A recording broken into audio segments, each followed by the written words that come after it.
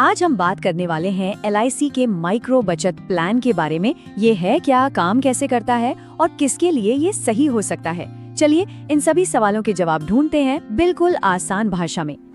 अक्सर ये सवाल मन में आता है कि क्या कोई ऐसा एक सिंपल सा प्लान हो सकता है जिसमें पैसा भी बचे और परिवार को सुरक्षा भी मिल जाए, मतलब दोनों जरूरतें एक ही जगह पूरी हो जाएं।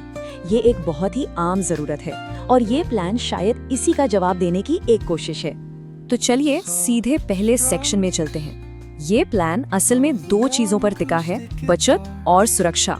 तो देखिए, ये प्लान एक साथ दो जरूरी काम करता है। एक तरफ है प्रोटेक्शन, यानी अगर पॉलिसी होल्डर के साथ कुछ अनहोनी हो जाती है तो परिवार को एक फाइनेंशियल सपोर्ट मिलता है, और दूसरी तरफ है सेविंग्स, मतलब अगर सब ठीक रहता है और पॉलिसी होल्डर पूरा टर्म जीवित रहता है तो उन्हें आखिर में एक मुश्त रकम मिलती है। तो आप इसे एक ही प्लान में सुरक्षा और बचत का एक कॉम्बो पैक समझ सकते हैं। तो सवाल ये है कि ये प्लान आखिर है क्या चीज। देखिए, ये एक regular premium non linked micro insurance plan है। अब इन भारी शब्दों का मतलब क्या है? बहुत सिंपल है। नॉन लिंक्ड मतलब आपका पैसा शेयर बाजार के उतार चढ़ाव से बिल्कुल सुरक्षित है। माइक्रो इंश्योरेंस मतलब इसे खास तौर पर कम आमदनी वाले लोगों की जरूरतों को ध्यान में रखकर बनाया गया है, और इसकी सबसे बड़ी खासियत, इसके लिए किसी भी मेडिकल जांच की जरूरत नहीं पड़ती। अच्छा, तो अब सवाल ये उठता है कि इस प्लान को ले कौन सकता है और इसका खर्चा कितना आता है। चलिए देखते हैं अपने सेक्शन 2 में। इस पॉलिसी को लेने के लिए जो उम्र की सीमा है वो 18 साल से लेकर 55 साल तक है, और आप इस पॉलिसी को 10 साल या फिर 15 साल इन दो टर्म ऑप्शंस में से चुन सकते हैं। इसमें जो लाइफ कवर मिलता है, जिसे बेसिक सम अश्योर्ड भी कहते हैं, वो 1 लाख से 2 लाख रुपए के बीच हो सकता है। ये वही रकम है जिसकी आपको सुरक्षा मिलती है। अब जरा इस टेबल पर नजर डालिए, इससे लागत का अंदाजा बहुत अच्छे से हो जाएगा। एक उदाहरण लेते हैं। मान लीजिए किसी की उम्र 25 साल है और वो 1 लाख का कवर 15 साल के लिए लेते हैं, तो सालाना प्रीमियम कितना आएगा? सिर्फ 5,385 रुपए। इससे ये साफ है कि ये प्लान काफी किफायती हो सकता है। ओके, अब आते हैं सबसे जरूरी बात पर, पैसा मिलता कब और कैसे है। आइए इस प्लान के दो मुख्य पे आउट्स को समझते हैं। यहाँ पर दो मेन सिनेरियो हो सकते हैं। पहला, अगर पॉलिसी होल्डर पूरा टर्म पूरा कर लेता है तो उन्हें मिलता है मैच्योरिटी बेनिफिट। ये आसान भाषा में बेसिक सम अश्योर्ड की पूरी रकम है। अब दूसरा सिनेरियो, अगर टर्म के दौरान पॉलिसी होल्डर की मृत्यु हो जाती है तो नॉमिनी को डेथ बेनिफिट मिलता है, और ये रकम कितनी होगी? या तो बेसिक सम अश्योर्ड या फिर सालाना प्रीमियम का 7 गुना। इन दोनों में से जो भी ज्यादा होगा वो रकम मिलेगी। लेकिन रुकिए, बात यहीं खत्म नहीं होती। इन गारंटेड बेनिफिट्स के अलावा भी कुछ मिल सकता है।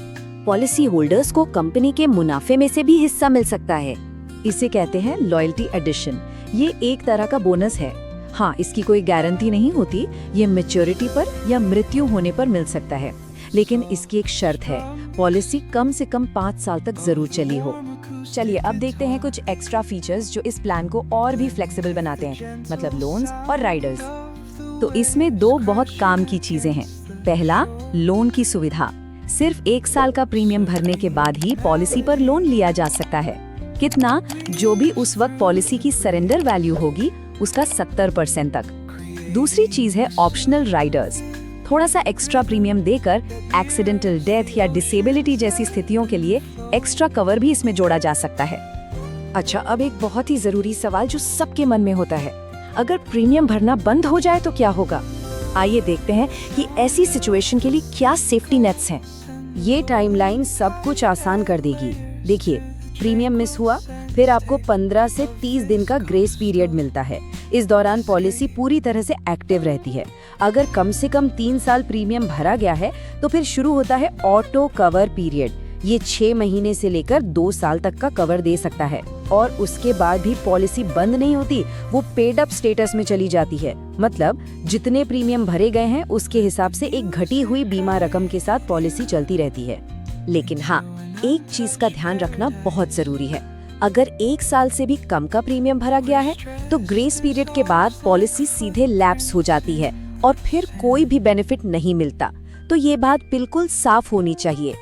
तो आखिर में सवाल वही है क्या ये बचत और सुरक्षा का मिला जुला प्लान फाइनेंशियल लक्ष्यों के लिए सही पहला कदम है?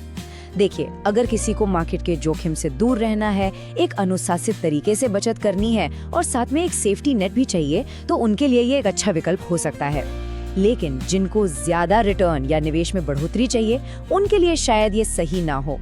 आखिर में फैसला तो हमेशा व्यक्तिगत जरूरतों पर ही निर्भर करता है।